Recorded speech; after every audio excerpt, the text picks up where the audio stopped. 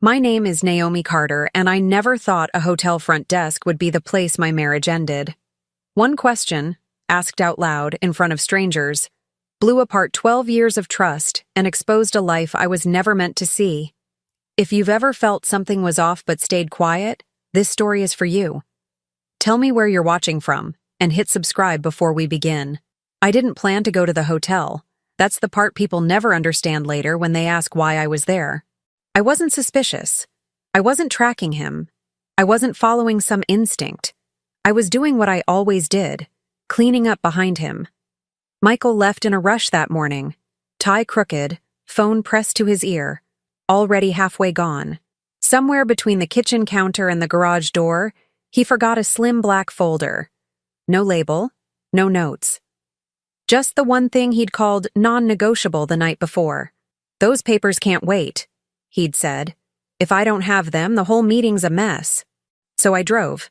It was late afternoon when I pulled into the Hotel Valet, the kind of place that pretends to be discreet but thrives on being seen. Polished stone floors, soft instrumental music, business travelers rolling carry-ons like they're all moving at the same speed, couples checking in, laughing quietly, already in weekend mode. I walked in with the folder tucked under my arm, rehearsing how annoyed I'd sound when I handed it to him. I was already planning dinner in my head, wondering if Avery had finished her homework, thinking about how exhausted I felt lately, carrying everything while he was always somewhere else. The front desk clerk smiled when I stepped forward. "Good afternoon," she said brightly. "How can I help you?"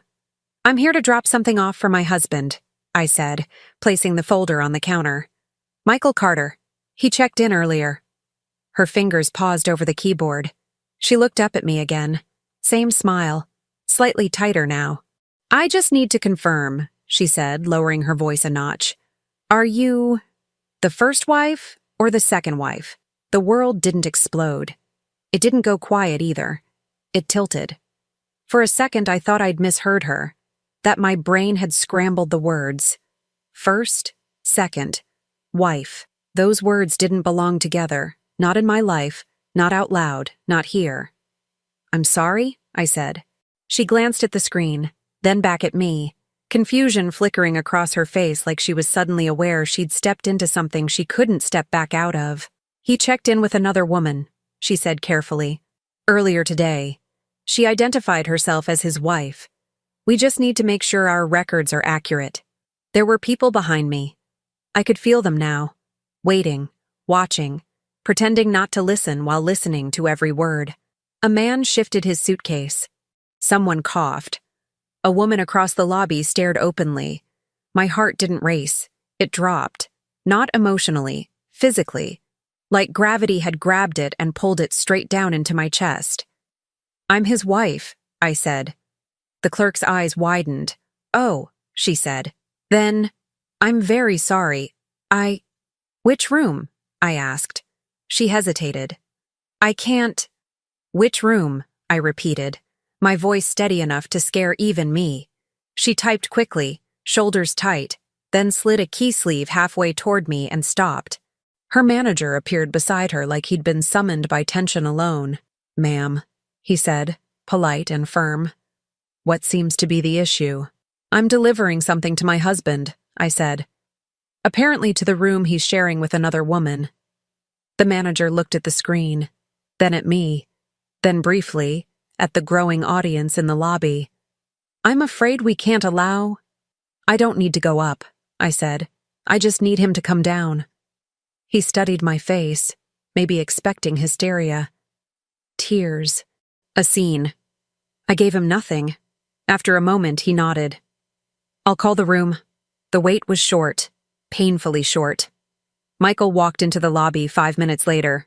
He was smiling when he stepped off the elevator, talking, relaxed. He looked good. Too good. Jacket off, sleeves rolled. The man I hadn't seen at home in months. Then he saw me. The smile vanished like it had never existed. He stopped walking. Stopped breathing, it looked like. His eyes flicked from my face to the folder on the counter to the small crowd that had fully stopped pretending now. "Naomi," he said, "what are you doing here?" I picked up the folder and held it out. "You forgot this," I said. "You said it couldn't wait." He didn't take it. Behind him, the elevator doors opened again. She stepped out. "You always know." Instantly. The way she stood close to him without touching. The way she looked at me, then at him, like she was trying to read which role she was supposed to play next. "Michael?" she said softly. The clerk cleared her throat. "Sir, we just need to clarify." "No," he said sharply. Too sharply. "This is a misunderstanding." I laughed. It slipped out before I could stop it. Short, dry, loud enough to echo off the stone floor. "You checked into a hotel," I said, "with another woman, and she told them she was your wife." People were staring now. Phones out. No one hiding it anymore. He reached for my arm. I stepped back. "Don't," I said. "Please," he whispered. "Not here." I leaned in just enough for him to hear me. "You made it here," I said. "You don't get to choose where it ends." I turned to the clerk and slid the folder back across the counter. "He won't need these," I said. "He's about to lose access to everything else too." Michael's face went pale. "Naomi, stop," he said. "You don't know what you're doing." I looked at him fully then. Really looked. 12 years collapsed into that moment. The late nights, the distance, the lies dressed up as work. The man who thought being careful meant being untouchable. "Oh," I said quietly. "I know exactly what I'm doing." I turned and walked out. The automatic doors opened. The heat hit my face. The sound of the lobby disappeared behind me like it had never existed. I didn't cry in the car. I didn't scream. I didn't call anyone. I sat there with my hands on the steering wheel, heart steady again, mind already moving. He thought the hotel was the story. It wasn't. It was just the beginning. I didn't marry Michael because he was exciting. That's the truth people don't like. They want betrayal stories to start with red flags waving from day one. But Michael wasn't reckless. He was reliable, calm, measured, the kind of man who spoke in plans instead of promises. When we met, that felt like safety. We built our life slowly. No whirlwind, no drama. A townhouse first, then the house in Scottsdale when Avery was born. He traveled even then, but it was different. Short trips, constant check-ins, photos sent from airport lounges like proof of effort. I handled the home, the schedules, the bills. When his consulting work took off, it was because I made room for it. I took fewer contracts of my own. I passed on promotions that required travel. I told myself this was what partnership looked like. The money improved. The distance did too. Michael learned how to be absent without being gone. He sat at the table but answered emails. He kissed my forehead while scrolling. He called me rock and anchor like compliments, never noticing how heavy those words became. The warning signs were subtle. Too subtle to fight. Too convenient to excuse. A new phone, for work. A password change he laughed off. Sudden precision with finances. Expenses categorized but never explained. He stopped asking my opinion on investments and started informing me after the fact. "You trust me, right?" he'd say. I did. That's the part that costs the most. The first time I felt something was wrong wasn't romantic. It was financial. A hotel charge I didn't recognize. A small amount. Easy to miss. He explained it away without hesitation. "They double-booked me," he said. "I had to move. I'll expense it." He never did. There were more after that. Always reasonable. Always boring. Always just below the threshold of argument. By the time I noticed the pattern, I'd already trained myself not to question him. Avery noticed before I did. She was 8 when she asked why Daddy smiled at his phone, but not at us anymore. I told her adults got tired. That work was stressful. I told her stories I hadn't proven true. Children know when something is off. They just wait for permission to say it. The day after the hotel, I went through everything. Not emotionally, methodically. Bank statements, travel logs, credit card histories.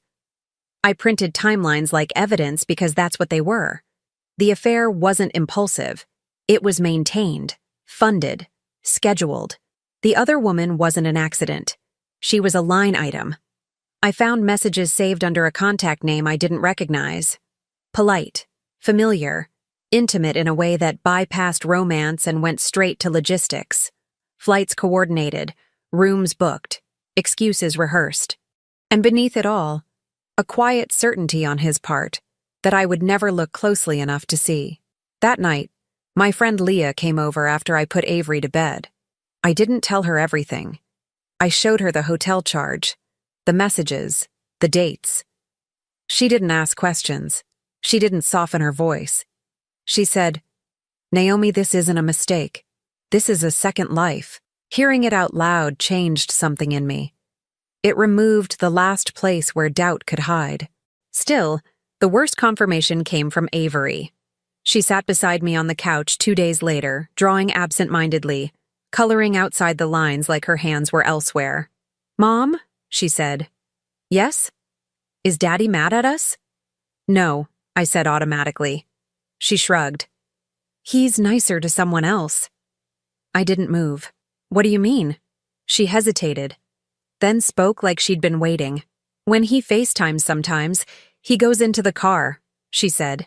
"And he laughs. He doesn't laugh like that here." The room felt very small. "How long have you noticed?" I asked. She thought about it. A while. That was it. No screenshot, no confession, no apology from him could undo that sentence.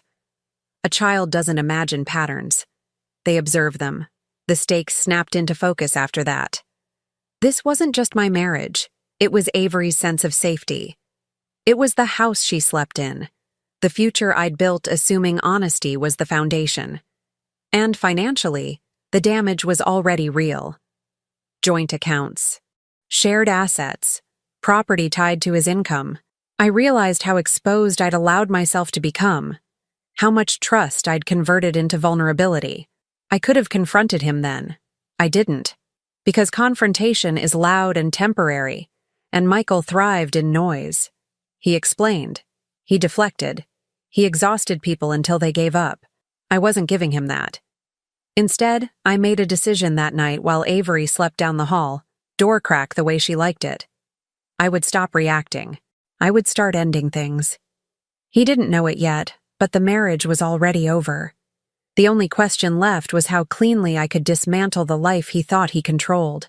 The hotel had exposed the lie. What came next would expose the cost. I didn't wake up angry the next morning. I woke up precise. There's a difference. Anger is loud and wasteful. Precision is quiet and efficient. Precision gets things done. Michael texted like nothing had happened. "Can we talk later? You caught me off guard yesterday. Let's not do anything dramatic." I didn't respond. Instead, I opened my laptop and made a list. Not emotional, not symbolic, just factual. Accounts, properties, vehicles, insurance, investments, credit lines. Every place my name existed beside his. Every door he assumed would stay unlocked. By noon, I had a lawyer. Not a friend of a friend, not a fixer. A woman who specialized in financial disentanglement and custody protection. She didn't ask why. She asked when and how much. By 2 o'clock, we were freezing accounts that required dual signatures. By 3, I had moved my personal funds into a separate account he couldn't touch. By 4, I was scanning documents and uploading backups he didn't know existed. I didn't rush. Rushing is how you make mistakes. I packed methodically that evening. Not everything, just essentials. Avery's clothes, her school materials, the things that would make tomorrow feel normal for her. I left the house looking intact. No drama, no trash bags, no visible collapse. The house wasn't a battleground. It was an asset. Before bed, I listed it. Quietly. Michael loved to say the house was our nest. What he meant was, it made him look successful. I wasn't burning it down. I was cashing it in. The next morning, I took Avery to school like always. Same routine, same goodbye. Same smile I forced into place for her sake. "You okay, Mom?" she asked, watching me too closely. "I'm handling things," I said. "That's my job." She nodded. That was enough for her. At 10:30, Michael called. I let it ring. At 10:35, he called again. I answered on the third ring. "What did you do?" he asked. I pictured him somewhere polished, glass walls, neutral carpet, coffee going cold in a paper cup. A man used to controlling outcomes, suddenly unsure of the variables. "I organize my life," I said. "You locked me out of accounts," he said. "My card declined." "Yes." "You can't do that." "I already did." There was silence. Then a sharp inhale, like he was recalibrating. "This is impulsive," he said. "We need to slow down." I smiled. He couldn't see it, but it steadied me. "This is the slowest I've ever moved," I said. He lowered his voice. "You're going to hurt yourself doing this."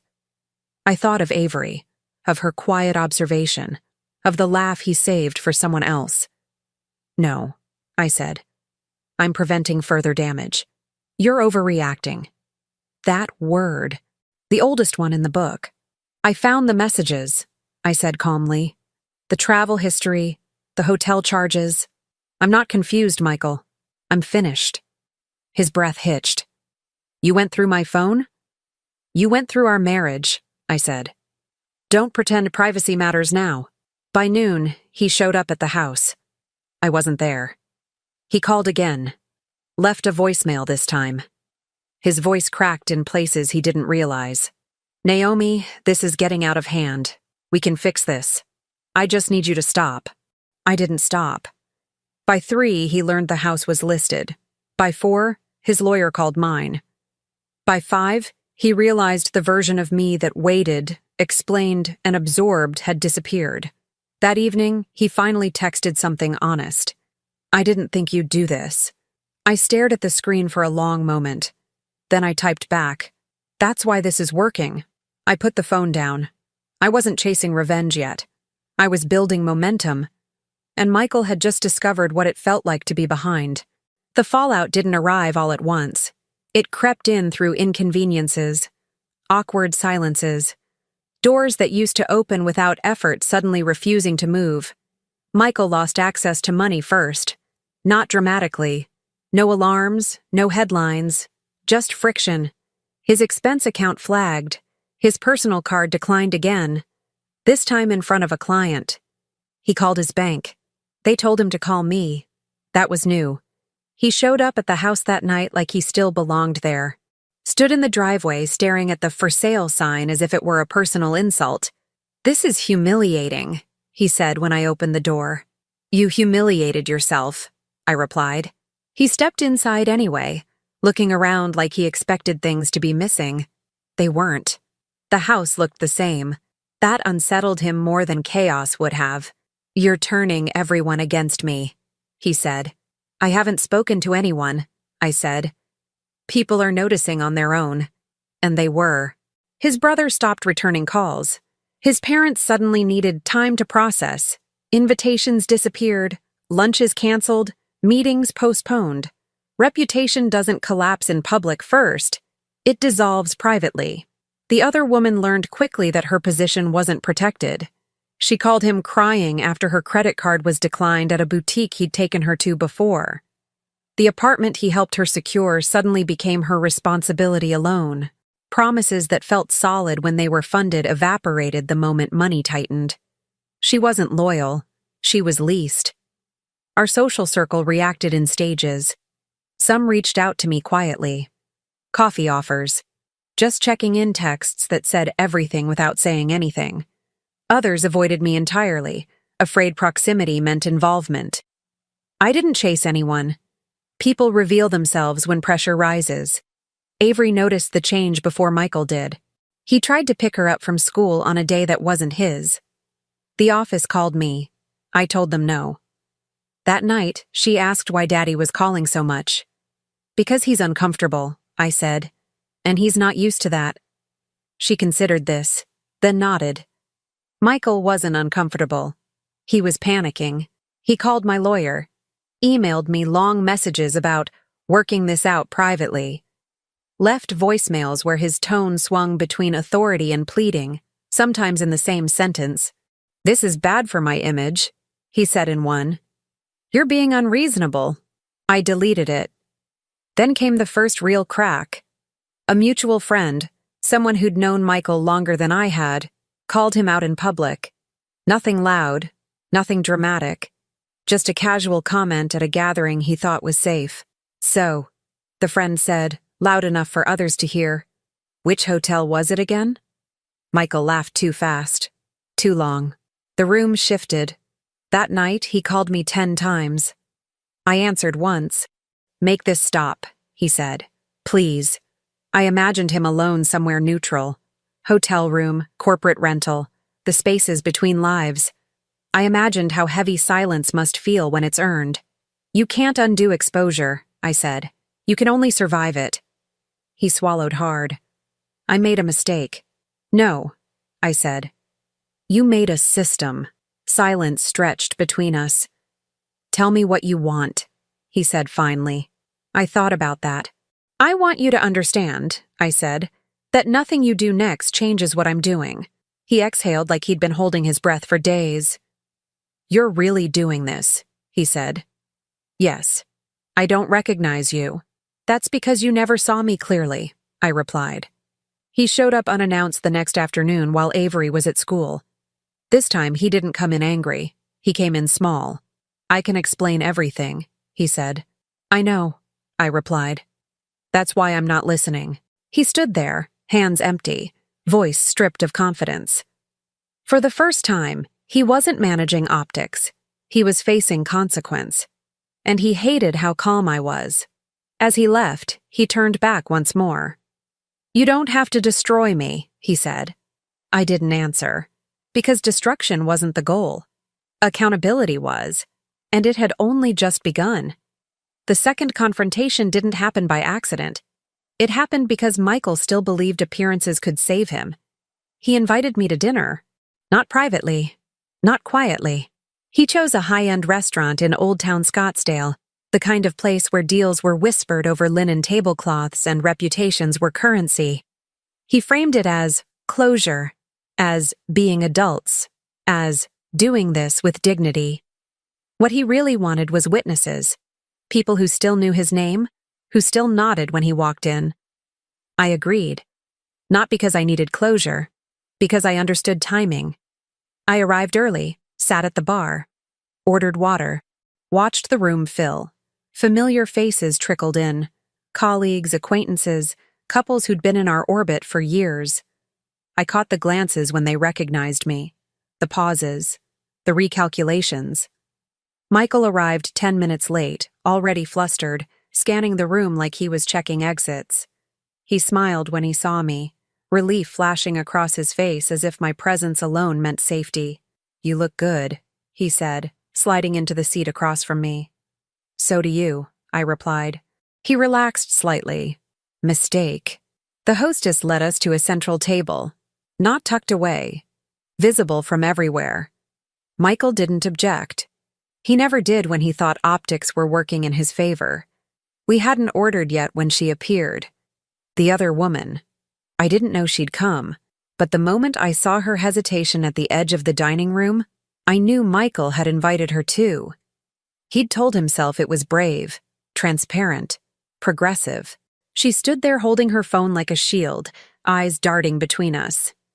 Michael froze. "This wasn't—" he started. "Relax," I said calmly. "This is perfect." People were watching now, not openly, but attentively. The way people do when they sense something real is about to happen. She approached the table slowly. "I didn't know she'd be here," she said to him. "I didn't know you'd still be," I replied, meeting her eyes. She flushed. "He said you were separated." Michael's mouth opened, closed. I leaned back in my chair. "Let me guess," I said. He was just waiting for the right time. Things were complicated. He didn't want to hurt anyone. Her face tightened. She looked at him, searching. "Is that true?" she asked. Michael reached for her hand. She didn't take it. The waiter arrived with menus, froze for half a second, then set them down like he was placing evidence. I didn't touch mine. "I'll make this simple," I said, loud enough to carry. "He checked into a hotel with you, told the front desk you were his wife, asked me to be discreet when I found out." A ripple moved through nearby tables. Chairs stilled. Forks paused midair. Michael hissed my name. "Don't," I said, still calm. "You asked for dignity. This is honesty." She looked at him again. "You said that wasn't true." He stared at the table. That was the moment. Not anger, not shouting. Just the quiet collapse of a lie under fluorescent light. "I lost access to everything," she said suddenly, voice shaking. "The apartment, the card, all of it." I nodded. "Because it was never yours. It was borrowed." She stood abruptly, chair scraping loudly enough to turn heads fully now. "You let me believe," she started. "I let you believe nothing," he snapped, finally looking up. "You knew I was married." The room inhaled. She laughed once, sharp and incredulous. "You told everyone you were getting divorced," she said. "You said she was unstable." That word landed hard. I smiled, not because it was funny, but because it was over. "Unstable people don't document," I said. "They react." I prepared. I reached into my bag and placed a single envelope on the table. Not thick, not dramatic. Michael stared at it like it might bite. "What's that?" he asked. "A copy," I said, "of what's already been filed." His face drained. Around us, phones were out now. No one pretending anymore. This wasn't gossip. This was spectacle. She shook her head slowly, realization settling in. "You ruined my life," she said to him. "No," I said gently. "He revealed it." She walked away without another word. Michael sat there, shoulders slumped, exposed in a way he'd never been before. Not as a husband, not as a professional, just as a man whose story no longer belonged to him. "This didn't have to be public," he said quietly. I stood. "You made it public the moment you lied in a lobby full of strangers," I replied. "I'm just making sure the truth finishes its sentence." I turned to leave. As I walked past the bar, someone whispered my name. Another person nodded at me with something like respect. Behind me, Michael stayed seated. Alone. For the first time, the room saw him clearly, and there was no way to unsee it. Michael didn't disappear after the restaurant. Men like him never do. They retreat just long enough to reframe the story. 2 days later, his version began circulating. Quietly at first, then with confidence. He told people we'd been functionally separated, that I was emotionally volatile, that the restaurant scene was proof I was spiraling. He leaned hard into concern, into restraint, into the image of a man being unfairly punished by an unreasonable wife. It almost worked. Almost. Because what Michael never understood was this. I wasn't fighting him in the present. I'd already secured the past. The first crack came from his workplace. Someone forwarded me an internal memo he didn't know I'd see. Questions about ethics, about expense reports, about travel reimbursements that didn't align with client schedules. The affair hadn't just been personal, it had been subsidized. By the end of the week, his name was being said differently, with pauses, with qualifiers. He noticed. He posted a statement online. Nothing dramatic, just a carefully worded paragraph about privacy, respect, and false narratives. He disabled comments. He smiled in the photo like he always had, confident the mask still fit. That was when the receipts started moving. Not from me, from people he'd underestimated. A former colleague released screenshots, messages where Michael bragged about keeping both lives clean. A woman from his firm anonymously submitted expense discrepancies to HR.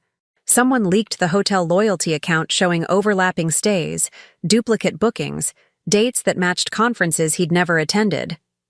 The internet did what it always does. It connected dots. Someone posted the restaurant video. Cropped, clean. The moment he denied everything. The moment the other woman walked away, it spread faster than context ever could. A hashtag followed. I didn't start it. I didn't encourage it. But I watched. Michael called me that night, his voice raw and unsteady. "You have to stop this," he said. "This is getting out of control." "I don't control other people," I replied. "You taught me that." "They're ruining my career," he said. "This isn't justice. It's mob behavior."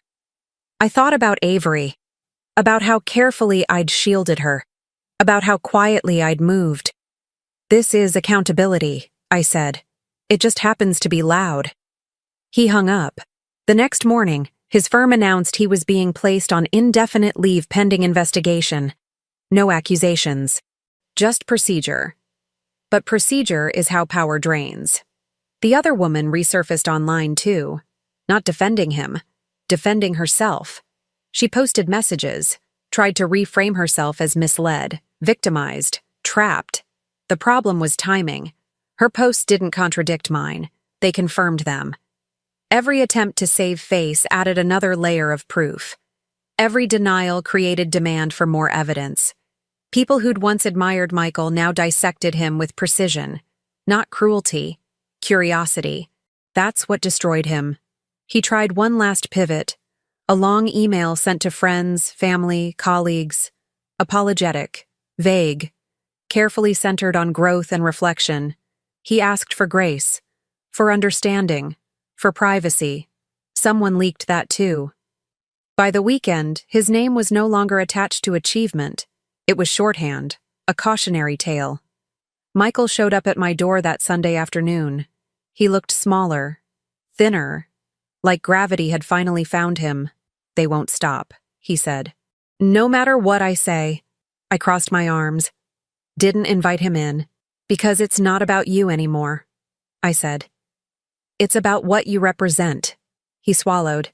I didn't think it would go this far. I believed him. Men like Michael think control ends at the edges of their planning. They never account for consequences that move without permission. "I need you to say something," he said. "Just one post, just one line saying you don't condone this." I laughed softly. "You told people I was unstable," I said. "You don't get my credibility now." His voice broke. "Please." That word again. So small. So late. "I'm protecting my daughter," I said. "Everything else is collateral." He stood there for a long moment, then nodded. Not in agreement. In resignation.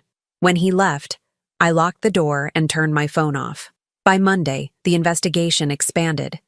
Clients pulled contracts. His speaking engagements vanished.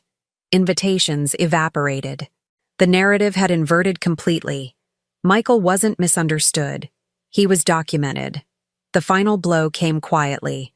A short announcement from his firm confirming termination due to violations of conduct and trust. No commentary, no drama. Just a period at the end of a sentence he'd written himself. That night, I sat on the patio after Avery went to bed, scrolling through nothing in particular. The noise had peaked and begun to decay. Attention was moving on. It always does. But the damage stayed. Michael texted once more. "I've lost everything." I typed back, then deleted it. What I wanted to say wasn't cruel.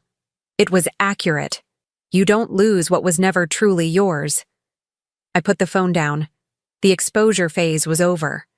What came next wouldn't be loud. It would be permanent. The loud part ended first. After the exposure burned through its oxygen, what remained was paperwork, silence, and consequences that didn't need an audience. That's where Michael finally broke. The divorce moved faster than he expected.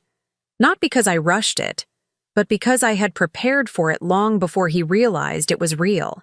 Asset disclosures came back uneven.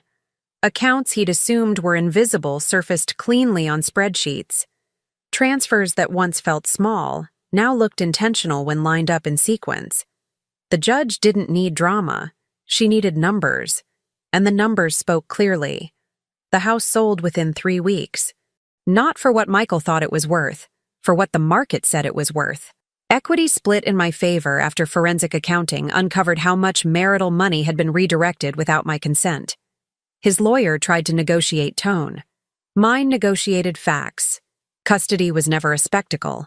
It didn't need to be. The pattern of absence did that work for us. Travel records, missed school events, last-minute cancellations. Avery's therapist provided a simple, devastating summary. Consistency mattered, and Michael hadn't provided it. Primary custody went to me. Michael didn't argue. He couldn't afford to, not financially, not strategically. Then his family intervened. His father called first. Not angry. Ashamed. I didn't raise him this way, he said, and I won't fund the consequences. Support vanished overnight. The business loan his parents had quietly backed was recalled. His brother withdrew a partnership offer that had once been a sure thing. The family closed ranks, not around him, but around distance. The other woman collapsed under pressure too. Without Michael's income cushioning reality, her version of the story unraveled. The apartment was gone. The lifestyle evaporated. Mutual acquaintances drifted away once the novelty wore off and the facts stayed. She tried to contact me once. A long message, apologetic, defensive, circular. I didn't respond. Some lessons don't need replies. Michael spiraled quietly. He downsized into a short-term rental he couldn't afford long-term. Took contract work beneath his former title. Sold the watch he wore like armor. Returned the leased car early, penalties be damned. He called me late one night, voice flat. They're garnishing part of my income, he said. Yes, I replied. I can't keep up. That's not my responsibility. There was a pause. I don't know who I am without everything, he admitted. I thought about that after the call ended, because here was the truth I'd learned the hard way. Some people don't lose relationships. They lose infrastructure. The final hearing was uneventful. No speeches, no tears, just signatures and timestamps. A marriage reduced to clauses and conclusions. When the judge declared it finalized, Michael nodded like he'd been waiting for permission to sit down for months. Outside the courthouse, he stopped me. I never meant to destroy our family, he said. I looked at him. Really looked. Not as my husband, not even as Avery's father, just as a man facing the sum of his choices. Intent doesn't cancel impact, I said, and love doesn't survive secrecy. He had no response. As we walked away in opposite directions, I felt something unexpected. Not triumph. Relief. The dismantling was complete. The noise was gone. The debts, emotional, financial, relational, had been assigned where they belonged. Michael hadn't been ruined by me. He'd been revealed. And now, there was nothing left to negotiate. The last time I saw Michael wasn't dramatic. No crowd. No raised voices. No surprise witnesses. Just a quiet conference room at the mediation office. Beige walls, a scratch table, 2 cups of untouched coffee cooling between us. The kind of place designed to drain emotion out of decisions. He arrived early. That alone told me how far he'd fallen. When I walked in, he stood up too fast. Like muscle memory still thought courtesy might buy him something. He looked older than he had weeks ago. Not aged, worn. The confidence that once held him upright had nowhere to rest. Thank you for coming, he said. I sat. This is the last thing to finalize. He nodded. I know. The mediator excused herself, giving us privacy. The door closed softly, sealing us in with everything unsaid. Michael cleared his throat. I just wanted a moment. Without lawyers. Without paperwork. You have one, I said. Use it carefully. He folded his hands, stared at them like they might tell him what to say. I didn't plan for any of this, he said. It started small. I didn't interrupt. Interrupting would have been mercy. I was lonely, he continued. I felt invisible. I didn't think. You thought, I said calmly. You just didn't think it would cost you. He flinched. I never wanted to hurt Avery. That's the problem, I replied. You wanted everything without accounting for who paid. Silence settled. Heavy. Earned. I've lost my job, he said quietly. My family barely speaks to me. I'm living out of a suitcase. I'm not asking you to fix it. His voice cracked. I need to know if there's any part of you that still... No, I said. The word landed cleanly. No hesitation. No anger. He closed his eyes like he'd been bracing for it, but still hoped. I loved you, he said. I know, I replied. You just loved yourself more. He opened his eyes, something raw there now. I would do anything to go back. That's because you don't like who you are now, I said. Not because you understand what you destroyed. He leaned forward. I'm trying. I'm in therapy. I'm owning my mistakes. I believe you, I said. And it doesn't change anything. That's the part people don't warn you about.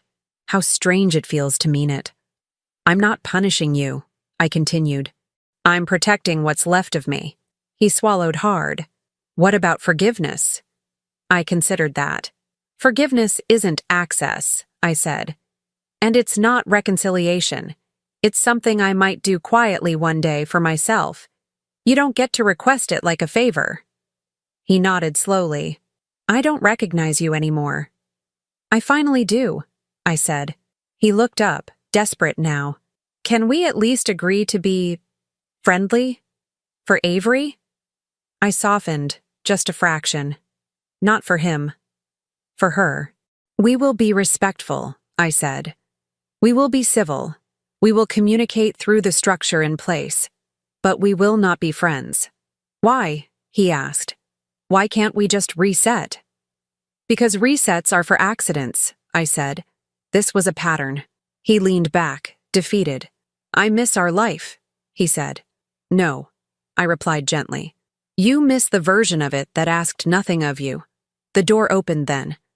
The mediator returned with the final documents. Michael straightened, reflexively trying to regain composure, but the moment had already passed. We signed in silence. Each signature felt lighter than the last. Like dropping weight I hadn't realized I was still carrying. When it was done, Michael stood again.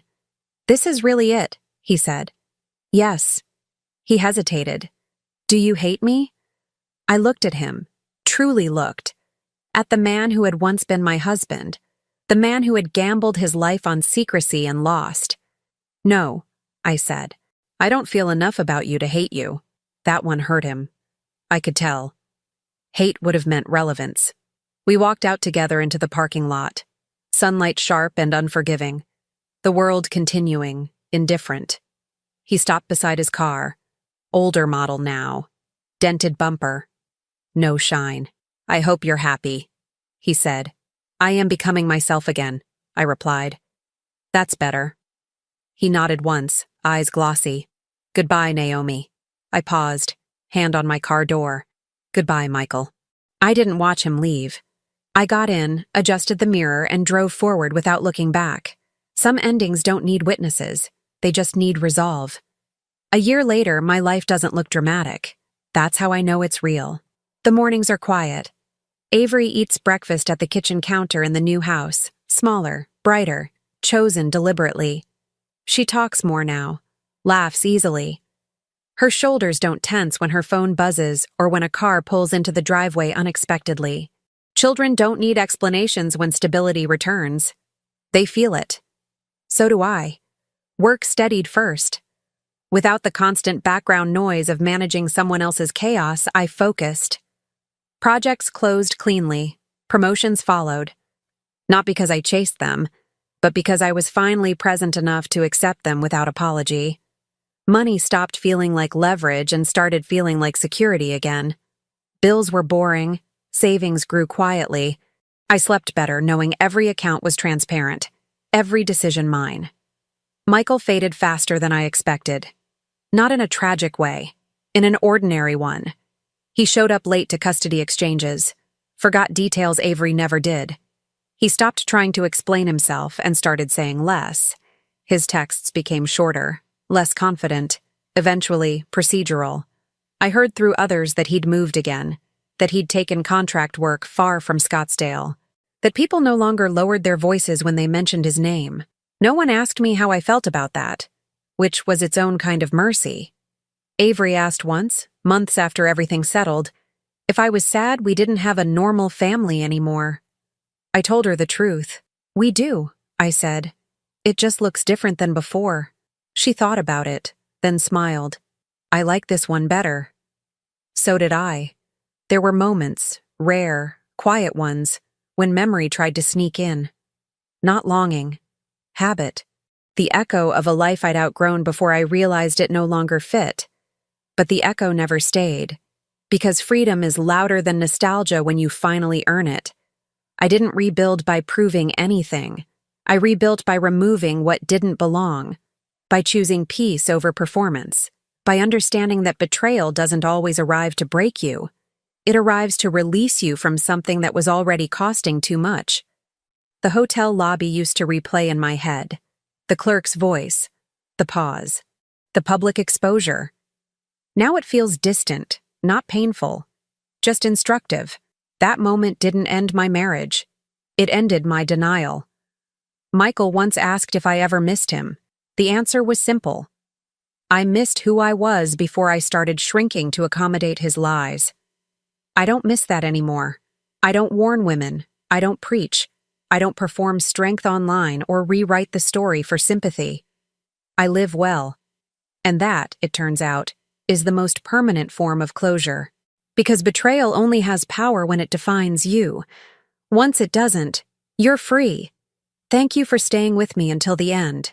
If this story resonated with you, if you've ever faced betrayal, silence, or the courage it takes to choose yourself, click the hype button so this message reaches someone who needs it. Share your thoughts or your own experience in the comments. I read them, and you're not alone here. And if you haven't already, hit subscribe and the like button. More stories like this are coming, and I'd love to have you with me.